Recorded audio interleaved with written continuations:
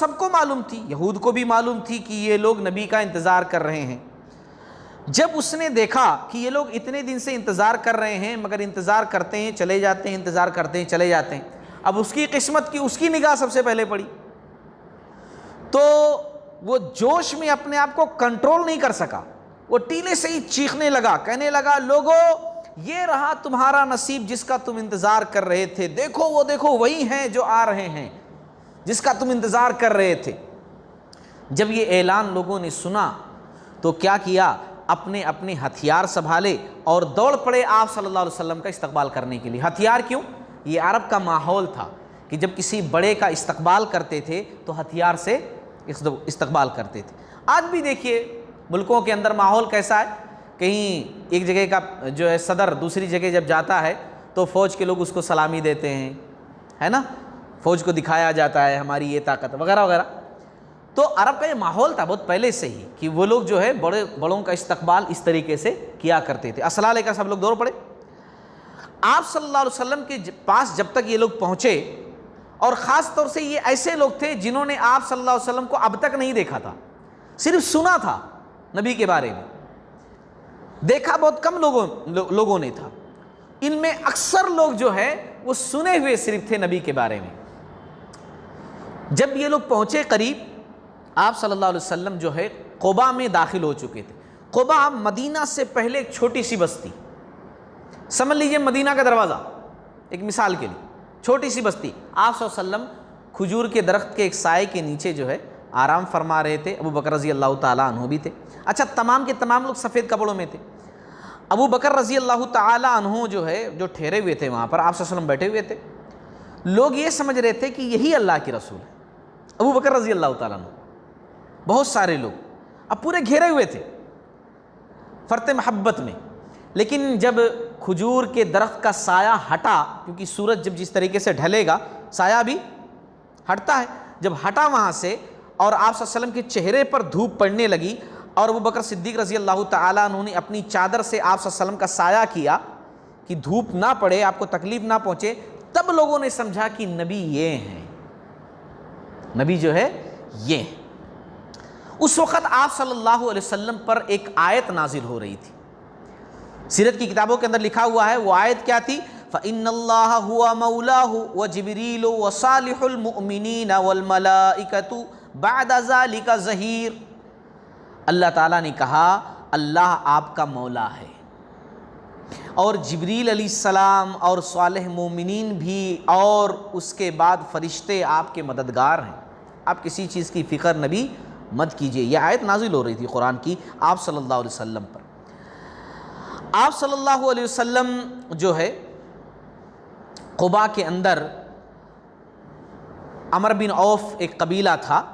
اس کے سردار تھے کلثوم بن ہدم۔ میں نام اس لیے بیان کر دیتا ہوں، حالانکہ نام بیان کرنا ضروری نہیں ہے کہ نام یاد رہے،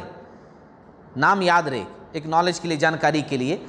کلثوم بن ہدم ان کا نام تھا، یہ جو قباء میں قبیلہ تھا عمر بن عوف نام کا قبیلہ، اس کے سردار تھے، ان کے گھر میں ٹھہرے۔ اچھا، بعض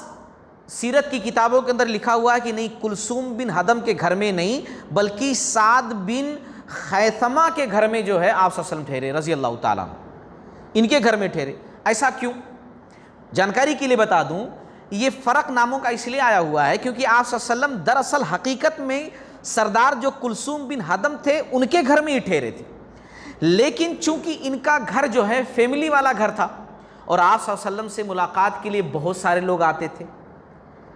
تو اسی لیے آپ صلی اللہ علیہ وسلم جو ایک اور صحابی تھے سعد بن خیثمہ، ان کے گھر میں ملاقات کے لیے لوگوں کو بلاتے تھے۔ ان کا گھر کشادہ تھا اور ان کی فیملی نہیں تھی، اور وہ صحابہ کرام، وہ مہاجرین جو پہلے ہجرت کر کے گئے تھے، وہ بھی انہی کے گھر میں ٹھہرے ہوئے تھے، سعد رضی اللہ تعالیٰ کے گھر میں۔ تو اسی لیے آپ صلی اللہ علیہ وسلم سوتے وہاں تھے، رہتے زیادہ وہاں تھے، لیکن ملاقات کا جو وقت تھا وہ سعد کے گھر میں آ جاتے تھے، کیونکہ ان کا گھر یوں سمجھ لیجئے کہ ان کا دیوان خانہ بڑا تھا، ملاقات یہاں کرتے تھے۔ تو اسی لیے بعض کتابوں کے اندر لکھا ہوا کلثوم بن ہدم اور بعض جگہوں پر سعد بن خیثمہ، تو اس سے کنفیوز مت ہوئیے گا، ہے نا، یہ فرق میں نے اسی لیے بتا دیا۔ اچھا، آپ صلی اللہ علیہ وسلم قباء میں آ کر ٹھہر گئے، ابھی مدینہ داخل نہیں ہوئے،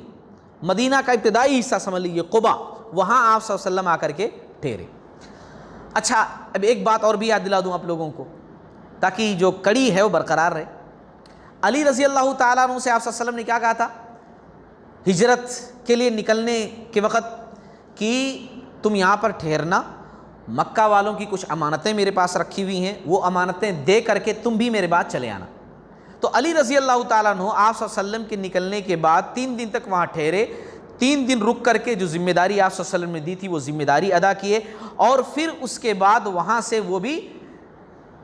نکل لیے، آ گئے، ہجرت کر دیے، اور قباء میں آ کر آپ صلی اللہ علیہ وسلم سے مل گئے. مدینہ میں داخل ہونے سے پہلے علی رضی اللہ تعالیٰ عنہ قباء ہی میں آپ صلی اللہ علیہ وسلم سے مل گئے، اور یہ بھی کلثوم بن حدب کے گھر میں آپ صلی اللہ علیہ وسلم کے ساتھ رہنے لگے، قیام کیا انہوں نے. اچھا آپ صلی اللہ علیہ وسلم قباء میں کتنے دن تک رہے؟ تو اس سلسلے میں کئی باتیں ملتی ہیں، سیرت اور احادیث ملا کر کے اگر کہیں تب بھی بعض جگہوں پر ہے کہ 4 دن آپ صلی اللہ علیہ وسلم رہے، دوشنبہ، منگل، بدھ، جمعرات 4 دن. بعض باتوں سے روایتوں سے لگتا ہے کہ 10 سے زیادہ آپ صلی اللہ علیہ وسلم رہے، 10 دن سے زیادہ قباء کے اندر. بعض روایتوں سے ایسا لگتا ہے کہ 24 دن تقریباً رہے قباء کے اندر. زیادہ جو مشہور ہے وہ ہے جو ہے 4 دن یا 14 دن کی بھی بات آئی ہوئی ہے. زیادہ مشہور یہ 2 اقوال ہیں. آپ صلی اللہ علیہ وسلم جو بھی ٹھہرے قباء کے اندر، تو یہاں پر آپ صلی اللہ علیہ وسلم ٹھہرے تو یہاں ایک مسجد بھی بنائی. آج بھی مسجد ہے، ہمارے وہ بھائی جو حج عمرہ کرنے کے لیے گئے ہیں وہاں رہے ہیں وہ جانتے ہوں گے، مسجد قباء کے نام سے وہ مسجد موجود ہے. آپ صلی اللہ علیہ وسلم نے اس کی بنیاد رکھی، اور آپ صلی اللہ علیہ وسلم نے اس کی بنیاد کس طریقے سے رکھی؟ پہلے آپ صلی اللہ علیہ وسلم ایک پتھر لے کر آئے خود، اور پھر اس کے بعد جو ہے ایک پتھر رکھا قبلے کی طرف، پھر دوسرا پتھر ابو بکر رضی اللہ تعالیٰ عنہ آئے وہ رکھے، پھر تیسرا جو ہے عمر رضی اللہ تعالیٰ عنہ آئے پھر وہ رکھے، پھر باقی مسلمان اس طرح پتھر لاتے گئے، اور اس طریقے سے مسجد وہاں پر تعمیر ہوئی. ایک صحابیہ ہیں شموس بنت نعمان رضی اللہ تعالی عنہا، یہ کہتی ہیں اس مسجد کی تعمیر کے بارے میں، مسجد قباء کے بارے میں، کہ جب وہ تعمیر ہو رہی تھی تو مجھے اچھی طریقے سے یاد ہے آپ صلی اللہ علیہ وسلم خود پتھر جاتے تھے لینے کے لیے، اور پتھر اٹھا کر لے کر آتے. اس پتھر میں سے جو ریتی، جو مٹی رہتی تھی، وہ آپ صلی اللہ علیہ وسلم کے پیٹ پر، بطن مبارک پر گرتی تھی اور چمک رہی ہوتی تھی، کیونکہ ریت دھوپ میں، اور آپ صلی اللہ علیہ وسلم کا جسم مبارک ماشاءاللہ، تو اس طریقے سے وہ ریتی چمک رہی ہوتی تھی. اور میں یہ بھی دیکھتی تھی کہ کوئی صحابی آتا اور کہتا یا رسول اللہ صلی اللہ علیہ وسلم میرے ماں باپ آپ پر قربان، آپ کیوں لے کر جا رہے ہیں، لائیے مجھے دے دیجئے میں پتھر لے کر جاتا ہوں. تو آپ صلی اللہ علیہ وسلم کہتے لا خذ مثلہ، نہیں تم جا کر ایسے ہی ایک پتھر اور دوسرا لے آؤ، تم دوسرا جا کر کے لے آؤ. اور آپ صلی اللہ علیہ وسلم پتھر لے کر کے جاتے تھے، اور اس طریقے سے جو ہے وہ مسجد تعمیر ہوئی. یہ زمین جو تھی مسجد کی، یہ کلثوم بن حدم نہیں دی تھی، وہاں قبیلے کے جو سردار تھے انہوں نے دی تھی، ان کی زمین تھی مسجد بنانے کے لیے آپ صلی اللہ علیہ وسلم کو دی. تو مسجد قباء وہاں پر بنی. اچھا مسجد قباء کا تذکرہ جب نکلا ہے تو بتا دوں میں کہ مسجد قباء کی فضیلت کیا ہے. ہجرت نبوی کے بعد تعمیر ہونے والی سب سے پہلی مسجد مسجد قباء ہے. مسجد نبوی سے بھی پہلے بننے والی مسجد مسجد قباء ہے، اور وہ مسجد ہے سب سے پہلی مسجد کی جس میں آپ صلی اللہ علیہ وسلم نے سب سے پہلے صحابہ کے ساتھ امامت کی مسجد کے اندر. وہ مسجد ہے مسجد قباء. یہاں پر ایک نقطہ آپ لوگوں کو بتا دوں، شاید ہی کوئی جانتا ہوگا اس بات کو، مکہ کے اندر بھی ایک مسجد کا تذکرہ ملتا ہے. وہ مسجد کیا تھی؟ ابو بکر رضی اللہ تعالیٰ عنہ نے اپنے گھر کے دروازے کے سامنے ایک حصہ ایسے بنا لیا تھا گھیر کر کے، اور کہا تھا یہ میری مسجد ہے، وہی نماز و عبادت وہ کرتے تھے. تو وہ عبادت کی جگہ پرسنل ان کے لیے تھی، اسی لیے وہ مقام اس کو نہیں دیا جا سکتا کہ ہاں وہ مسجد بنی تھی، ایسا نہیں کہہ سکتے. جو ریئل میں سچ مچ ایک مسجد کی شکل، ایک مسجد جو بنی، وہ سب سے پہلی مسجد مسجد قباء ہے. قرآن مجید کے اندر رب ذوالجلال نے سورہ توبہ کے اندر کہا لَمَسْجِدٌ أُسِّسَ عَلَى التَّقْوَى مِنْ أَوَّلِ يَوْمٍ أَحَقُّ أَن تَقُومَ فِيهِ، وہ مسجد جس کی بنیاد اول روز ہی سے تقوی پر رکھی گئی ہے، اس بات کی زیادہ حقدار ہے کہ آپ اس میں کھڑے ہوں. جب منافقوں نے مسجد زرار بنائی تھی جس کو توڑا گیا تھا، اس موقع پر اللہ نے یہ آیت نازل کی تھی کہ جو ہے مسجد قباء کے بارے میں یہ فضیلت ہے، لیکن جب مسجد قباء اور مسجد نبوی کا تقابل کیا جائے گا تو مسجد نبوی کی فضیلت زیادہ ہوگی، لیکن اس آیت کی مصداق جو ہے وہ مسجد قباء ہی ہے، جس کے تعلق سے اللہ نے کہا کہ اول روز سے ہی تقوی پر جس کی بنیاد رکھی گئی ہے وہ مسجد، تو اس سے مراد مسجد قباء ہی ہے۔ اچھا، ایک بات اور بھی ذکر کر دوں، صحیح بخاری صحیح مسلم کی حدیث ہے، آپ صلی اللہ علیہ وسلم نے فرمایا کہ مسجد قباء میں نماز پڑھنا عمرہ ادا کرنے کے مانند ہے۔ آج بھی لوگ جو جانتے ہیں نا، جو فضیلت کو سمجھتے ہیں اور جن کو صحیح طریقے سے معلوم ہے وہاں کے بارے میں، وہ جب جاتے ہیں وہاں پر تو جس طرح مسجد نبوی میں نماز وغیرہ کی ادائیگی کرتے ہیں، ضرور جاتے ہیں مسجد قباء بھی 2 رکعت نماز پڑھنے کے لیے، کیونکہ مسجد قباء آپ صلی اللہ علیہ وسلم اپنی زندگی میں خود جایا کرتے تھے، بلکہ آپ صلی اللہ علیہ وسلم نے کہا بھی کہ جو ہے وضو کرے اور پھر اس کے بعد پیدل مسجد قباء جائے اور جا کر کے 2 رکعت نماز پڑھے، اس کو عمرے کا ثواب ہے، آپ صلی اللہ علیہ وسلم نے کہا۔ تو یہ مسجد قباء کی جو ہے فضیلت ہے، اس کی اہمیت ہے۔ اچھا، بہرحال قباء میں ٹھہرے، وہاں مسجد بنا دی آپ صلی اللہ علیہ وسلم۔ اس کے بعد کیا ہوا؟ آپ صلی اللہ علیہ وسلم جمعہ کے دن جو ہے مدینہ کے لیے روانہ ہوئے۔ روانہ ہونے سے پہلے آپ صلی اللہ علیہ وسلم نے بنو نجار، جو آپ صلی اللہ علیہ وسلم کا ننیحال تھا، آپ صلی اللہ علیہ وسلم کا ننیحال تھا، آپ کی والدہ بھی اس طرف کی تھی نا، اور ایک اور رشتہ داری تھی۔ آپ لوگ شاید شروع سے جو میں نے تذکرہ کیا تھا، بہت سارے لوگ نہیں جانتے ہوں گے، آپ صلی اللہ علیہ وسلم کے دادا کا نام کیا ہے؟ دادا کا نام عبد المطلب ہے، عبد المطلب ہے۔ اچھا، عبد المطلب، مطلب کون تھے؟ عبد المطلب، ان کے والد صاحب کا نام مطلب تھا، وہی جو سفر پر نکلے تھے اور مدینہ میں ایک قبیلے میں شادی کیے تھے، اور پھر اس کے بعد ان کا انتقال ہو گیا تھا۔ بعد میں جو ہے پتہ چلا کہ ایک بچہ ان کے نکاح سے وہاں پر ہے، تو پھر لے کر کے آئے اور اسی بچے کا نام پڑا عبد المطلب، جو آپ صلی اللہ علیہ وسلم کے دادا تھے۔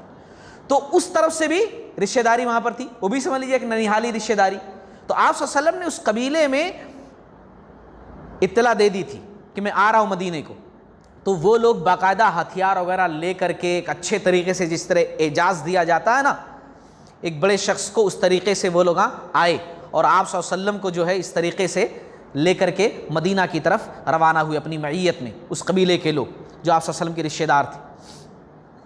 آپ صلی اللہ علیہ وسلم بنو سالم بن عوف ایک قبیلہ تھا مدینہ میں، بالکل ابھی شروعاتی حصے میں، وہاں پہنچے تو جمعہ کا وقت ہو گیا، جمعہ کا دن تھا، جمعہ کا وقت ہو گیا، اور مدینہ جو ہے جب پہنچے آپ صلی اللہ علیہ وسلم، اس وقت تک جمعہ کی فرضیت واقع ہو چکی تھی۔ تو آپ صلی اللہ علیہ وسلم نے وہاں یعنی بنو سالم بن عوف، وقت کے لحاظ سے رانونا ایک مقام بتایا جاتا ہے، رانونا کوئی جگہ ہے آج اس وقت، وہاں آپ صلی اللہ علیہ وسلم نے پہلا جمعہ پڑھایا، جس میں تقریباً 100 لوگ تھے جمعہ پڑھنے والے، وہاں صلی اللہ علیہ وسلم نے جمعہ کی نماز پڑھائی۔ جمعہ کی نماز پڑھانے کے بعد آپ صلی اللہ علیہ وسلم جو ہے مدینہ کے اندر داخل ہوئے۔ تاریخی دن ہے نا، دنیا کا تاریخی دن، آپ صلی اللہ علیہ وسلم مدینہ کے اندر داخل ہوئے، اور اسی دن سے یثرب کا نام مدینۃ الرسول پڑ گیا، رسول کا شہر، مدینۃ الرسول، رسول کا شہر، اور اس کا مختصر حصہ مدینہ، ورنہ پورا نام مدینۃ الرسول، رسول کا شہر، مختصر مدینہ، اسی دن سے پڑا۔ یہ بڑا روشن دن تھا، تاریخ کا بڑا اہم دن تھا، بڑا خاص دن تھا۔ گلی کوچوں میں اللہ اکبر کے نعرے لگ رہے تھے، مرد، عورت، بچے، بوڑھے، سب آپ صلی اللہ علیہ وسلم کے استقبال میں جو ہے ٹھہرے ہوئے تھے۔ اہل یثرب نے پہلے کبھی ایسا منظر نہیں دیکھا تھا، لوگ امڑ پڑے تھے آپ صلی اللہ علیہ وسلم کو دیکھنے کے رہے تھے، سب لوگ کہہ رہے تھے رسول اللہ آ گئے، نبی آ گئے، محمد صلی اللہ علیہ وسلم آ گئے۔ فتح الباری کے اندر یہ سارے الفاظ موجود ہیں کہ لوگ زور زور سے جو ہے اس طرح بول رہے تھے کہ اللہ کے نبی آ گئے، اللہ کے رسول آ گئے، سب خوش تھے۔ اور ایک بات جو یہاں پر بہت زیادہ مشہور ہے، اس کا بھی تذکرہ کر دینا مناسب سمجھتا ہوں، کہ جس طرح بہقی وغیرہ کے اندر روایتوں میں ملتا ہے کہ انصار کی بچیاں جو ہے دف بجا کر کے نعت پڑھ رہی تھیں، طلع البدر علینا من ثنیات الوداع وجب الشکر علینا ما دعا للہ ودا ایھا المبعوث فینا جئت بالامر المطاع،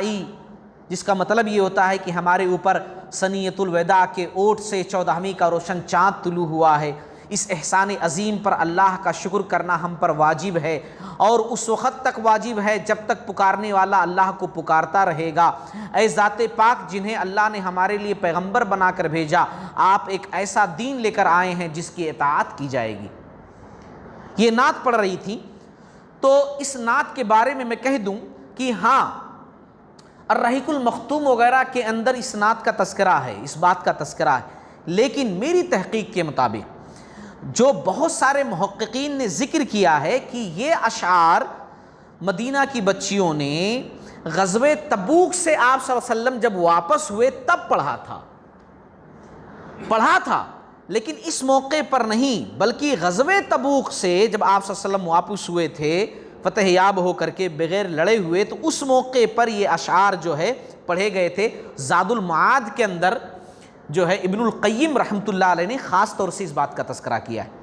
کسی کو اگر اور تحقیق کرنی ہو اور زیادہ دیکھنا ہو تو الحمدللہ ہماری لائبریری کے اندر زاد المعاد موجود ہے، وہاں اور بھی تفصیل دیکھ سکتا ہے۔ اسی طریقے سے حافظ زبیر علی زئی جو ہے حفظہ اللہ نے فتاوی علمیہ جلد 2 کے اندر اس روایت کو یہاں پر پڑھا گیا، اس روایت کو ضعیف قرار دیا ہے کہ یہ روایت جو ہے ضعیف ہے۔ بہرحال بات کو آگے بڑھاتے ہیں۔ آپ صلی اللہ علیہ وسلم سواری پر سوار ہیں، قصوہ جو اونٹنی ہے نام، اس پر بیٹھے ہوئے ہیں۔ اچھا، پیچھے کس کو بٹھائے ہوئے ہیں؟ پیچھے بٹھائے ہوئے ہیں ابو بکر صدیق رضی اللہ تعالیٰ عنہ۔ بہت کم لوگ ان باتوں کو جانتے ہیں۔ پیچھے آپ صلی اللہ علیہ وسلم بٹھائے ہوئے ہیں، ردیف بنائے ہوئے ہیں ابو بکر صدیق رضی اللہ تعالیٰ عنہ کو۔ یہاں پوائنٹ کی بات، آپ صلی اللہ علیہ وسلم نے کیوں بٹھایا؟ دراصل جو کہتے ہیں نا سمجھنے کی چیز، بات یہ سمجھ میں آتی ہے کہ آپ صلی اللہ علیہ وسلم بتانا چاہ رہے تھے کہ میری زندگی میں ابو بکر رضی اللہ تعالیٰ عنہ کا مقام کیا ہے، مرتبہ کیا ہے، اور یہ بھی اشارہ ملتا ہے اس بات سے کہ میرے بعد خلافت کون سنبھالے گا، یہ بھی آپ صلی اللہ علیہ وسلم نے اشارہ دے دیا ابو بکر صدیق رضی اللہ تعالیٰ عنہ کو، جو پیچھے بٹھائے ہوئے تھے۔ اونٹنی پر سوار ہیں، آپ صلی اللہ علیہ وسلم مدینہ کے اندر داخل ہوئے۔ شروع میں ہی جو ہے عبداللہ بن ابی ابن سلول رئیس المنافقین، جو بعد میں منافقوں کا سردار بنا، اس کا گھر پڑتا تھا۔ آپ صلی اللہ علیہ وسلم اس کے گھر کے سامنے رکے، کیونکہ وہ بھی سردار مانا جاتا تھا، مگر اس نے آپ صلی اللہ علیہ وسلم کو اندر نہیں بلایا، نہ باہر آیا، بلکہ آواز دیا کہ آپ جن کے لیے آئے ہیں ان کے پاس ہی جائیے۔ آپ صلی اللہ علیہ وسلم کو برا بھی لگا، مگر صحابہ کرام نے کہا یا رسول اللہ صلی اللہ علیہ وسلم،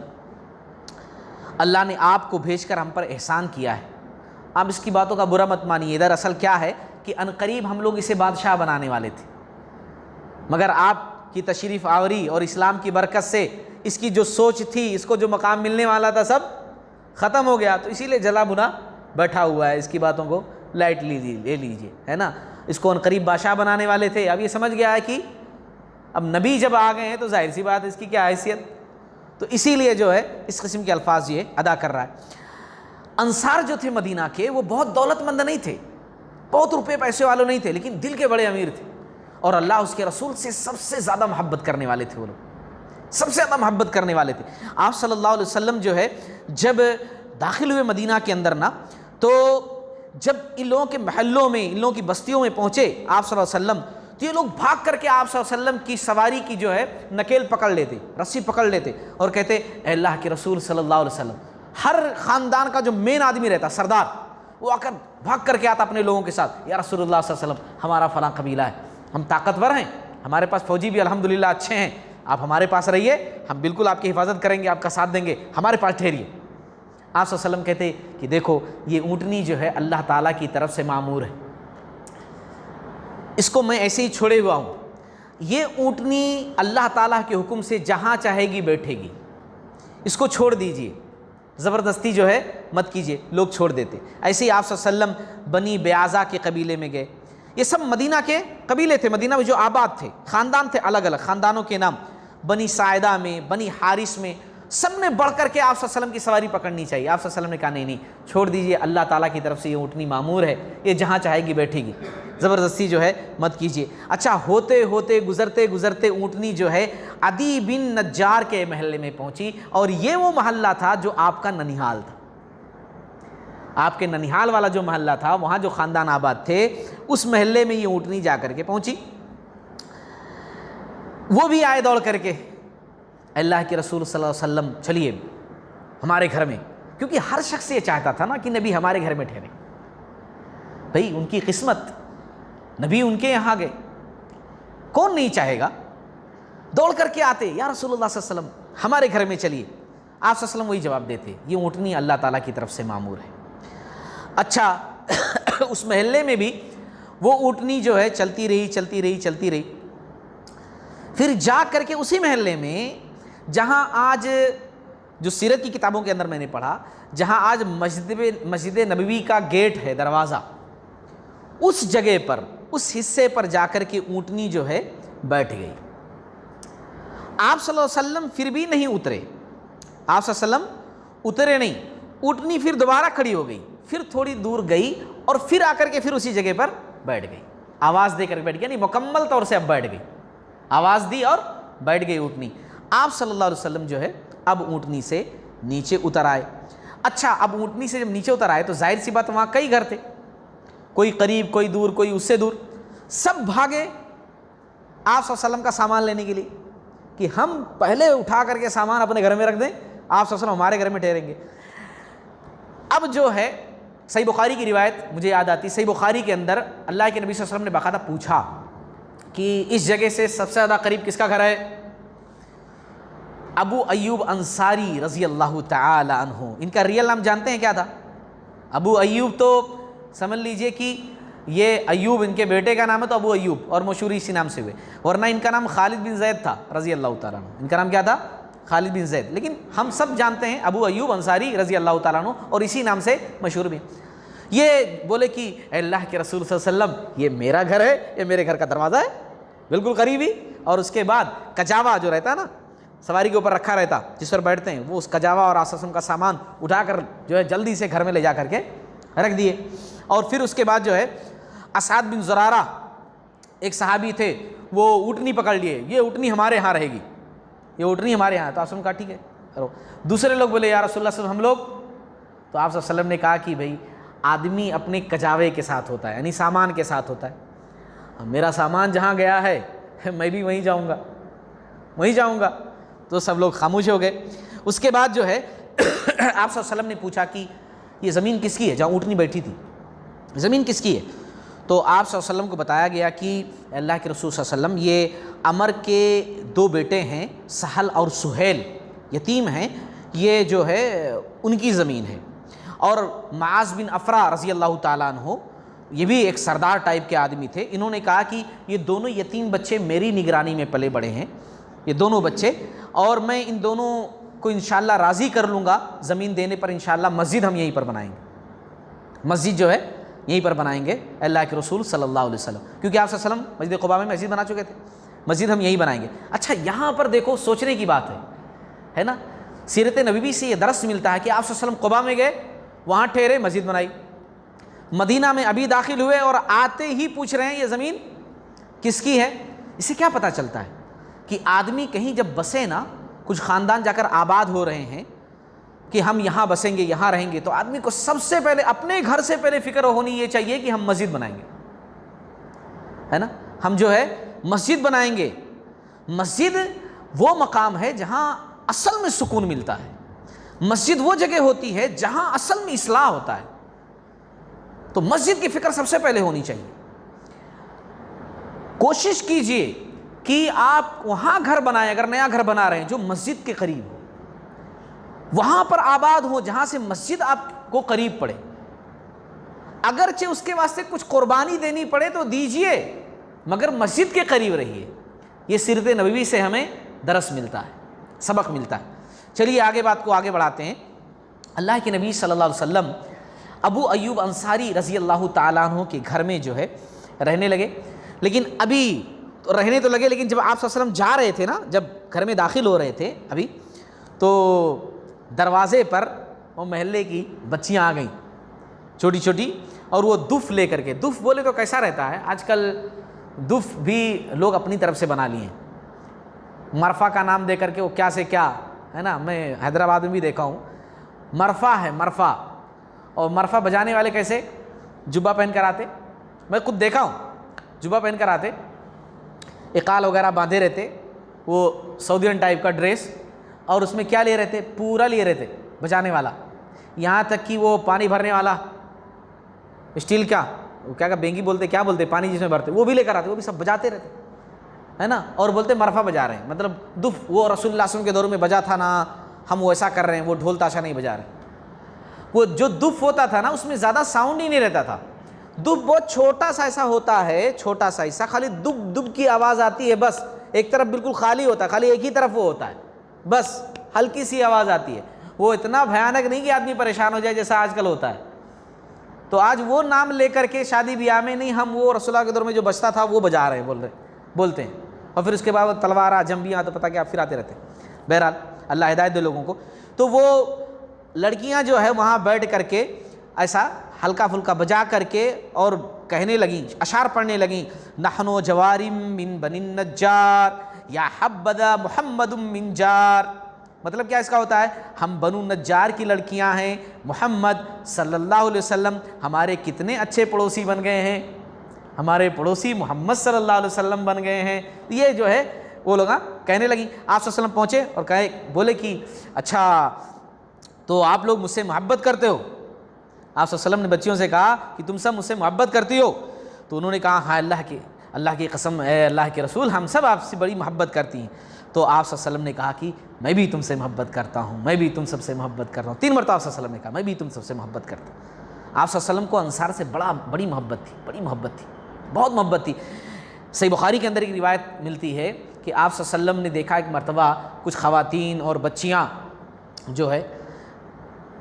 آ رہی، کسی شادی میں شریک ہو کر کے وہ لوگ آ رہی ہیں. آپ صلی اللہ علیہ وسلم ان کے سامنے پہنچ گئے، اور پھر اس کے بعد آپ صلی اللہ علیہ وسلم نے ان کو دیکھ کر کے کہا کہ آپ صلی اللہ علیہ وسلم نے، اللہ گواہ ہے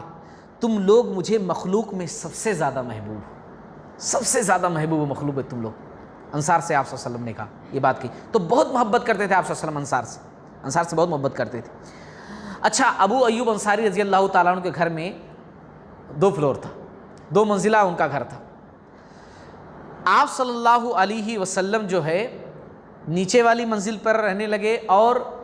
ابو ایوب انصاری رضی اللہ تعالیٰ عنہ فیملی کے ساتھ اوپر رہنے لگے. حالانکہ پہلے ابو ایوب انصاری رضی اللہ تعالیٰ عنہ نے اوپر والا فلور جو ہے آپ صلی اللہ علیہ وسلم کو پیش کیا کہ آپ اوپر رہیے، ہمیں اچھا نہیں لگ رہا کہ آپ نیچے رہیں اور ہم آپ کے اوپر رہیں. اتنا خیال تھا انہیں، ہمیں اچھا نہیں لگ رہا ہے. تو آپ صلی اللہ علیہ وسلم نے کہا کہ نہیں، دیکھو بات یہ ہے کہ مجھ سے ملنے جلنے والے بہت رہیں گے. اب میں نیچے رہوں گا تو سکون سے آئیں گے چلے جائیں گے، اور اوپر رہوں گا تو تم کو تکلیف ہوگی، اسی لیے میرا نیچے رہنا زیادہ بہتر ہے. تو آپ صلی اللہ علیہ وسلم جو ہے نیچے والا اختیار کیا. اچھا، ایک مرتبہ ایسا بھی ہوا، صحیح مسلم کی حدیث ہے کہ پانی کا گھڑا ہوتا تھا مٹی کا، اوپر وہ لوگ رہتے تھے، اور چھت بھی اس طرح نہیں ہوتی تھی کہ جس طرح آج ہوتی ہے، پانی کتنا بھی گرا دو کوئی فرق نہیں پڑتا. پانی کا گھڑا ٹوٹ گیا، پانی کا گھڑا پورا ٹوٹ گیا. اب دقت یہ تھی کہ سردی کا موسم ہے، پانی اگر ٹپکے گا تو آپ صلی اللہ علیہ وسلم کو تکلیف ہوگی. لیکن قربان جائیے ان لوگوں پر، ام ایوب رضی اللہ تعالیٰ عنہ، ابو ایوب انصاری رضی اللہ تعالیٰ عنہ، ان لوگوں نے کیا کیا، لحاف تھا، لحاف اڑنے والا موٹا، اسی کے اندر پورا پانی جذب کر لیا ان لوگوں نے، جلدی جلدی جلدی جلدی پانی نیچے ٹپکنے نہیں دیا. اور وہی ایک لحاف ان کے پاس تھا ہی، دوسرا تھا نہیں کہ چلو یہ گیلا ہو گیا کچا ہو گیا آپ دوسرا اوڑھ کر کے سو جائیں گے، وہی تھا. پھر بھی وہ کچا کر دیا، مگر آپ صلی اللہ علیہ وسلم کے اوپر ٹپکنے اس کو نہیں دیا. آپ صلی اللہ علیہ وسلم کے لیے ابو ایوب انصاری رضی اللہ تعالیٰ عنہ کہتے ہیں کھانا ہم لوگ تیار کرتے، بھجاتے پورا، آپ صلی اللہ علیہ وسلم کے بعد بھجا دیتے. آپ صلی اللہ علیہ وسلم کو جتنا کھانا ہوتا کھاتے، باقی بچا ہوا پھر واپس بھجا دیتے. ہم لوگ میاں بیوی دیکھتے کہ آپ صلی اللہ علیہ وسلم کس طرف سے کھائیں، انگلیاں تلاش کرتے. آپ صلی اللہ علیہ وسلم جہاں سے کھائے ہوتے تھے بطور تبرک وہیں سے ہم لوگ بھی کھاتے. ایک دن ایسا ہوا کہ ہم نے کھانا بھیجا اور واپس جب کھانا آیا تو ہم لوگ انگلیاں ڈھونڈ رہے ہیں تو کہیں نظر ہی نہیں آ رہا. اب ہم لوگ سوچنے لگے کہ کہیں ایسا تو نہیں کہ آپ صلی اللہ علیہ وسلم نے جو ہے کھانا ہی نہیں کھایا. ابو ایوب انصاری رضی اللہ تعالیٰ عنہ کہتے ہیں میں بھاگتے ہوئے گیا آپ صلی اللہ علیہ وسلم کے پاس, کہا یا رسول اللہ صلی اللہ علیہ وسلم میرے ماں باپ آپ پر فدا ہوں, ہم نے آپ روزانہ کی طرح آپ کی انگلیاں تلاش کی, کھانے میں نظر نہیں آئیں, آپ نے کھانا شاید نہیں کھایا. اللہ کے نبی صلی اللہ علیہ وسلم نے کہا کہ ہاں دراصل کیا ہے کہ اس کھانے میں جو ہے اس درخت کی بو آئی مجھے. حدیث کے اندر ہے اس درخت کی, اس کی وضاحت کی گئی ہے پیاز یا لہسن, اس کی بو مجھے محسوس ہوئی, اور چونکہ میں جبریل سے سرگوشی کرتا ہوں, میرے پاس فرشتہ آتا ہے, جبریل علیہ السلام آتے ہیں, اسی لیے جو ہے میں نے وہ کھانا نہیں کھایا کیونکہ وہ بو ان کو ناگوار گزرتی ہے, اس لیے جو ہے میں نے وہ کھانا نہیں کھایا. چنانچہ وہ کھانا جو ہے تم لوگ کھا لو. تو ہم لوگوں نے, ابو ایوب انصاری رضی اللہ تعالیٰ عنہ کہتے ہیں ہم لوگوں نے وہ کھانا کھا لیا, اور پھر اس کے بعد ہم نے کبھی بھی پیاز اور لہسن کا استعمال آپ صلی اللہ علیہ وسلم کے کھانے میں کیا ہی نہیں. اس سے کیا بات معلوم ہوئی کہ پیاز یا لہسن یا بودار چیزیں جس میں بو آئے, شاید ان لوگوں نے کچا استعمال کیا ہو, بو جس میں آئے وہ چیزیں کھا کر خاص طور سے مسجد میں نہیں آنا چاہیے, کیونکہ مسجد میں فرشتے حاضر ہوتے ہیں. لیکن ہم لوگ کیا ہے, تمباکو تو سگریٹ تو گٹکا تو پتہ نہیں کیا کھا کر کے آ جاتے ہیں. ہاں تھوڑا سا کیا کرتے ہیں معلوم, وہ چھپانے کے لیے یا دل کو تھوڑا سا مطمئن کرنے کے لیے وہ سونف کے پیکٹ پھاڑ کر کے کھا لیتے. حالانکہ میرے حساب سے وہ بو اور بری ہو جاتی.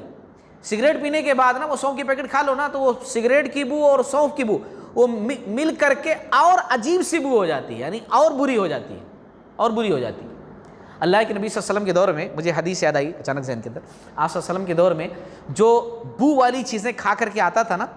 بو والی چیزیں کھا لو حلال ہے, آپ صلی اللہ علیہ وسلم نے کہا نا کہ تم لوگ کھا لو, ان لوگوں نے کھا لیا حلال ہے, لیکن کھا کر کے مسجد میں آنا, تو آپ صلی اللہ علیہ وسلم جب محسوس کرتے تھے کوئی ایسا کیا ہے, یا صحابہ کرام کے دور میں ایسا کیا ہے کسی نے, مسواک نہیں کیا, بو نہیں مٹائی, تو اس کو کہاں تک چھوڑ کر کے آتے تھے, بقیو وہاں جنت البقیع تک, قبرستان تک چھوڑ کر کے آتے تھے اس کو پنشمنٹ کے طور پر, کہ دوبارہ ایسا نہیں کرنا, بو والی چیزیں کھا کر کے نہیں آنا. یہاں پر بھی ایسا ہونا چاہیے, لوگوں کے ساتھ تھوڑی سختی ہونی چاہیے, ہے نا, کچھ دور تک چھوڑ کر کے, دو لوگ پکڑ کر کے چھوڑ کر کے آئیں تو اس کے بعد دوبارہ ایسا نہیں کریں گے, سمجھ جائیں گے. بہرحال اللہ کے نبی صلی اللہ علیہ وسلم ابو ایوب انصاری رضی اللہ تعالیٰ عنہ کے گھر میں مہمان بنے تو ہدیہ بھی آتا تھا, تحفہ بھی آتا تھا. آج بھی جس طریقے سے امام وغیرہ کے لیے ہدیہ آتا ہے نا, تو یہ نئی بات نہیں ہے, بہت پرانی بات ہے, اور اسلام سے جڑی ہوئی بات ہے, اسلام سے جڑی ہوئی بات ہے. ہدیہ آپ صلی اللہ علیہ وسلم کے لیے آتا تھا. چنانچہ سب سے پہلا ہدیہ جو آیا آپ صلی اللہ علیہ وسلم کے لیے جب وہاں مہمان بنے, تو جو ہے زید بن ثابت رضی اللہ تعالی عنہ کی والدہ نے بھیجا تھا, دودھ گھی اور روٹی ملا کر کے ایک چیز سرید جس کو بولتے ہیں, اس وقت کا بہترین ڈش, بہترین کھانا سرید, دودھ گھی اور روٹی ملا کر کے بنتا تھا, وہ بھیجا تھا انہوں نے. پھر اس کے بعد جو ہے آپ صلی اللہ علیہ وسلم نے برکت کی دعا کی, اور صحابہ کرام کو بھی بلا کر کے ساتھ میں بیٹھ کر کے آپ صلی اللہ علیہ وسلم نے کھایا. اور پھر اس کے بعد سعد بن عبادہ رضی اللہ تعالیٰ عنہ سرید اور گوشت لے کر آئے توفتاً. اسی طریقے سے ہر رات آپ صلی اللہ علیہ وسلم کے دروازے پر 3-4 آدمی باری باری کھانا لے کر کے آتے تھے. آپ صلی اللہ علیہ وسلم کا قیام جو ہے ابو ایوب انصاری رضی اللہ تعالیٰ عنہ کے گھر میں 7 ماہ تک تھا. کتنا تھا؟ 7 ماہ تک. اچھا, آپ صلی اللہ علیہ وسلم مدینہ آ گئے, مگر آپ صلی اللہ علیہ وسلم کے فیملی کے لوگ, ابو بکر رضی اللہ تعالیٰ عنہ کی فیملی کے لوگ سب مکہ کے اندر تھے. آپ صلی اللہ علیہ وسلم نے زید بن حارثہ رضی اللہ تعالیٰ عنہ اور ابو رافع رضی اللہ تعالیٰ عنہ, ان 2 صحابہ کرام کو بھیجا کہ جا کر کے میری بیٹیوں کو اور میری جو اہلیہ ہے سودا بنت زمعہ رضی اللہ تعالیٰ عنہ, خدیجہ رضی اللہ تعالیٰ عنہ کی وفات کے بعد جن سے آپ صلی اللہ علیہ وسلم نے نکاح کیا تھا, ان کو جو ہے لے کر کے آؤ. آپ صلی اللہ علیہ وسلم نے 2 اونٹ دیے, ابو بکر رضی اللہ تعالیٰ عنہ سے 500 درہم لے کر کے بطور ادھار وہ بھی دیا کہ دیکھو وہاں سے زیادہ لوگ ہو جائیں گے, سواری اور لینی پڑے گی, تو پیسہ رہے گا تو سواری خرید سکتے ہو, تو وہ پیسہ بھی دیا کہ جا کر لے کر کے آؤ. اچھا, ابو بکر رضی اللہ تعالیٰ عنہ نے بھی کیا کیا, موقع سے فائدہ اٹھاتے ہوئے عبداللہ بن عریقت کو 2 یا 3 اونٹ دے کر روانہ کیا, اور اپنے بیٹے عبداللہ بن ابی بکر رضی اللہ تعالیٰ عنہ کو لیٹر لکھ دیا کہ بیٹے آپ صلی اللہ علیہ وسلم کی فیملی آ رہی ہے, تم بھی اپنے بہنوں کو لے کر کے, اما عائشہ رضی اللہ تعالیٰ عنہ, اسماء بنت ابی بکر رضی اللہ تعالیٰ عنہ, جو ہے زبیر بن عوام کی اہلیہ تھیں, ان کو لے کر کے آ جاؤ. اور ابو بکر صدیق رضی اللہ تعالیٰ عنہ کی اہلیہ تھیں ام رومان رضی اللہ تعالیٰ عنہ، ان کو لے کر کے آ جاؤ۔ چنانچہ یہ سب گئے اور پھر اس کے بعد وہاں پہنچے، مکہ کے اندر آنے کی تیاری چل رہی تھی کہ ایک صحابی طلحہ بن عبید اللہ رضی اللہ تعالیٰ عنہ، ان کو پتہ چلا کہ ہجرت کے لیے کچھ لوگ نکل رہے ہیں، تو کہا ہمیں بھی جاؤں گا ساتھ میں، تو کہا ٹھیک ہے آپ بھی آ جاؤ۔ چنانچہ یہ لوگ مکہ سے جب نکلے تو الگ الگ نکلے، الگ الگ سواریوں پر، بعد میں راستے میں اکٹھا ہو گئے اور اکٹھا ہو کر کے سب لوگ جو ہے مدینہ آ کر آپ صلی اللہ علیہ وسلم کے پاس پہنچ گئے۔ اچھا، آپ صلی اللہ علیہ وسلم کی ایک بیٹی نہیں آ سکی، کون سی بیٹی؟ حضرت زینب رضی اللہ تعالی عنہ۔ زینب رضی اللہ تعالی عنہ کیوں نہیں آ سکی؟ ان کے شوہر تھے ابو العاص، یہ اس وقت مسلمان نہیں تھے، اس وقت مسلمان نہیں تھے، تو انہوں نے آنے ہی نہیں دیا کہ نہیں تم نہیں جا سکتی۔ بعد میں یہ آئیں، کب؟ جنگ بدر کے بعد، اور بعد میں ابو العاص بھی رضی اللہ تعالیٰ عنہ یہ صحابی بنے، بعد میں اسلام قبول کیے، لیکن اس وقت مسلمان جو ہے نہیں تھے، نہیں آنے دیے۔ بات کو میں آخری مراحل میں داخل کر رہا ہوں، چند باتیں اور ہیں اس سلسلے میں، سن لیجئے تاکہ ہم اگلی قسط کے اندر ڈائریکٹ جو ہے مدنی زندگی کی شروعات کر سکیں، ہے نا، ادھوری بات نہ رہ جائے، اسی لیے بات میں کہہ رہا ہوں۔ جب مہاجرین مدینہ میں رہنے لگے تو چونکہ آب و ہوا بدل گئی مدینہ کی، مکہ میں رہتے تھے، اب مدینہ پہنچ گئے تو مدینہ کی آب و ہوا الگ تھی، اور زمانے جاہلیت میں اس وقت مدینہ کا بخار مشہور تھا۔ ایک بات جان لیجئے، مدینہ کا بخار بولے تو سب لوگ بولتے تھے مدینہ کا بخار بہت تیز ہوتا تھا، آدمی بڑا کمزور ہو جاتا تھا، مدینہ کا بخار۔ تو بہت سارے صحابہ کرام وہاں پہنچنے کے بعد بیمار ہو گئے، اور بیمار کیا، بہت زیادہ بیمار ہو گئے، بخار میں مبتلا ہو گئے، اتنے بیمار ہو گئے کہ نماز بھی بیٹھ کر پڑھنے لگے۔ اللہ کے نبی صلی اللہ علیہ وسلم نے جب دیکھا کہ لوگ بیٹھ کر نماز پڑھ رہے ہیں تو آپ صلی اللہ علیہ وسلم نے کہا جان لو بیٹھ کر نماز پڑھنے والے کا اجر کھڑے ہو کر نماز پڑھنے والے کے اجر کا آدھا ہے، آدھا ثواب ملے گا، کھڑے ہونے والوں سے آدھا ملے گا، بیٹھ کر پڑھنے والوں کو۔ وہ بیماری میں بھی وہ لوگ کھڑے ہو کر کوشش کرتے تھے نماز پڑھنے کی تاکہ پورا اجر ملے۔ اسی لیے میں بھی جو لوگ بیٹھ کر پڑھتے ہیں نا کہتا رہتا ہوں کہ کوشش کیجئے کھڑے ہو کر نماز پڑھنے کی، کوشش کیجئے، اگر آپ کھڑے ہو کر نماز پڑھتے ہیں تو فائدہ زیادہ ہے، ثواب جو ہے زیادہ ہے، کوشش کیجئے، کوشش کیجئے۔ اب بیمار ہونے والے کون تھے؟ خاص طور سے ابو بکر رضی اللہ تعالیٰ عنہ، بلال رضی اللہ تعالیٰ عنہ، غلام عابد بن فہیرہ، یہ سب بخار میں مبتلا تھے، اور اتنا تیز بخار تھا کہ سیرت کی کتاب کے اندر پڑھ کر تھوڑی مجھے ہنسی بھی آ رہی تھی۔ حالانکہ یہ لوگ مبتلا تھے بخار میں، لیکن وہاں جو باتیں لکھی ہوئی تھی نا، چند باتیں میں آپ لوگوں کو سناؤں، تھوڑی ہنسی بھی آ رہی تھی۔ اما عائشہ رضی اللہ تعالیٰ عنہ کہتی ہیں کہ میں خیریت جاننے کے لیے، یہ پردے کی آیتیں اس وقت نازل نہیں ہوئی تھی، پردہ تو تھا نہیں،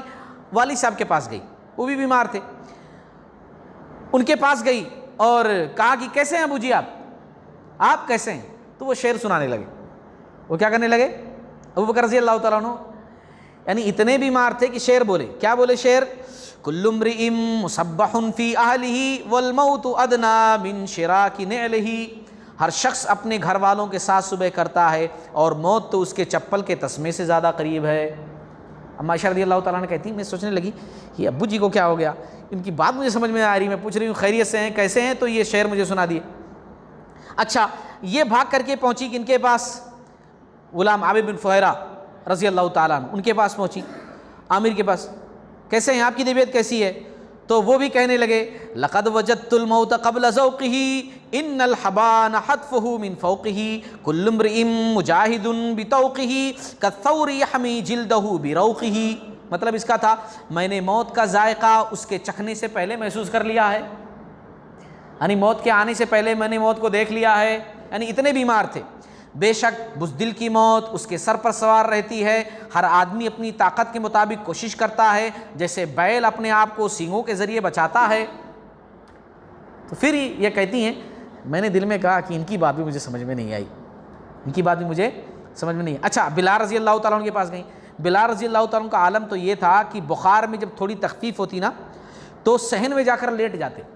صحن میں جا کر کے لیٹ جاتے ایسے ہی، اور اس کے بعد بلند آواز سے کہتے، کیا کہتے؟ الا لیت شعری هل ابیتن لیلۃ بواد وحولی اذخر وجلیل وهل اردن یوما میاہ مجنۃ وهل یبدون لی شامۃ وتفیل۔ وہ الگ شعر کہتے جس کا مطلب یہ ہوتا کاش مجھے معلوم ہو جاتا کہ میں ایک رات بھی وادی مکہ میں گزار سکوں گا، وادی مکہ کو یاد کرتے گزار سکوں گا، جبکہ میرے ارد گرد خوشبودار گھاس، اذخر اور جلیل ہوں گے، اور کیا ایک دن بھی مجھے ایسا ملے گا جب میں مقام مجنہ کے پانی پر جاؤں گا، اور کیا میں شامہ اور طفیل کے پہاڑیاں ایک نظر دیکھ سکوں گا۔ اما عائشہ رضی اللہ تعالیٰ عنہ کہتی ہیں، صحیح بخاری کی حدیث ہے، کہ میں نے پوری بات آپ صلی اللہ علیہ وسلم سے جا کر کے ذکر کی، یا رسول اللہ صلی اللہ علیہ وسلم اتنے زیادہ بیمار ہو چکے ہیں، سب کے حواس باختہ ہو گئے ہیں، ان کو خود نہیں پتہ کیا کہہ رہے ہیں، میں ان کی باتیں سمجھ نہیں پا رہی ہوں، خیریت معلوم کرنے کے لیے گئی تو یہ لوگ ایسی ایسی باتیں کہہ رہے ہیں، بہت بیمار ہیں سب لوگ۔ تو آپ صلی اللہ علیہ وسلم نے اس موقع پر دعا کی تھی، جو بڑی مشہور دعا ہے مدینہ کے لیے۔ آپ صلی اللہ علیہ وسلم نے دعا کی، آپ صلی اللہ علیہ وسلم نے کہا اے اللہ مدینہ کو ہمارے لیے ویسا ہی محبوب بنا دے جیسا محبوب مکہ تھا، جیسا محبوب مکہ تھا، اور اس سے بھی زیادہ محبوب، اس سے بھی زیادہ محبوب پسندیدہ ہمارے لیے بنا دے، اور اس مدینہ کو درست فرما دے، اور مدینہ کے مد میں، وہاں پیمانے تھے ناپنے کے جیسے ترازو ہوتا ہے آج کل، مد میں سا میں برکت دے، اور اس کی وبا کو، اس کے بخار کو جحفہ کی طرف منتقل کر دے، یعنی دوسری طرف بھیج دے جہاں کوئی نہ ہو، وہ پہاڑیاں جہاں رہتی ہیں اس طرف منتقل کر دے۔ تو چنانچہ اس دعا کے بعد بخار مدینہ سے ختم ہو گیا، اور صحابہ کرام کو مدینہ مکہ سے بھی زیادہ محبوب ہو گیا، اور وہاں کی آب و ہوا ان کو راس آنے لگی، اور سب صحت مند رہنے لگے۔ اس کے بعد انشاءاللہ ہم مدنی زندگی کا آغاز کریں گے۔ اللہ تعالیٰ سے دعا، اللہ تعالیٰ ہم تمام لوگوں کو ان تمام باتوں کا سمجھنے والا بنائے، سیرت نبوی کی روشنی میں جو باتیں ہمیں معلوم ہوتی ہیں ان پر عمل کرنے والا بنائے، اور آپ صلی اللہ علیہ وسلم کے اسوہ حسنہ پر عمل کرنے والا بنائے۔